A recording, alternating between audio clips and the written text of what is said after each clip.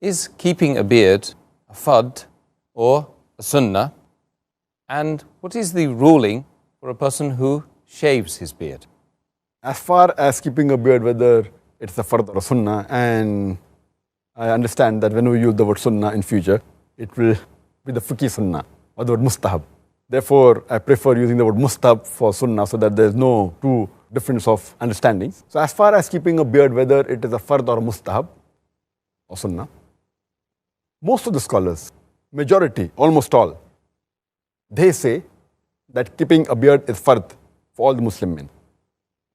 There is no verse in the Quran which says whether keeping a beard is fardh or not, except there's one verse that speaks about the beard in Surah Taha, chapter number 20, verse number 94, where Aaron, peace be upon him, Harun alayhi salam, he tells to his brother Musa alayhi salam that, O son of my mother, do not hold me by my beard or by the hair on my head, indicating that Harun alayhi salam, he had a beard.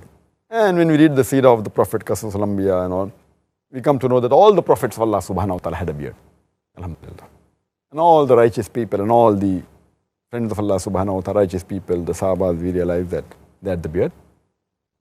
The ruling as far as it is fardh is based on the hadith of Muhammad sallallahu alaihi wasallam of Sahih Bukhari, volume number 7, in the book of dress, hadith number 5892.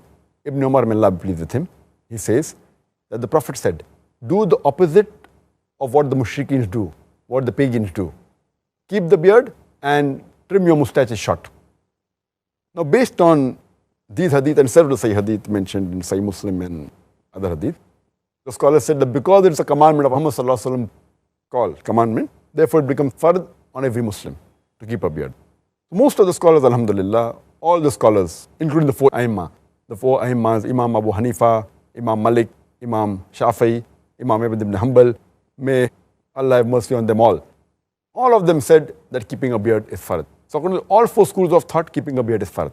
Even according to the scholars, the shaykhs of Salaf Salihin, the Salafi scholars, all of them said that keeping a beard is fardh. There is no difference of opinion. And according to Shaykh Ibn Taymiyyah, he says that according to the Quran and according to the Sunnah and the Ijma of the scholars, keeping a beard is fardh, and anyone who shaves off the beard, it is haram, it is prohibited. And even the scholars of the four schools of thought, Hanafi, Shafi, Maliki, Hanbali, all of them say that shaving the beard is haram, all the scholars. There are a few scholars, very hardly any amongst the old scholars, who have said that keeping a beard is mustahab and shaving is makruh. If keeping a beard is mustahab, shaving becomes makruh. Very few amongst the old scholars. But recently, among the new scholars, you have little bit more numbers who say that it's not fardh, that it is mustahab, like Sheikh Abu Zohra, Sheikh Jadu al-Haq, who is the ex-vice chancellor of Al-Azhar University, Sheikh Yusuf al-Qardawi, few that have come recently.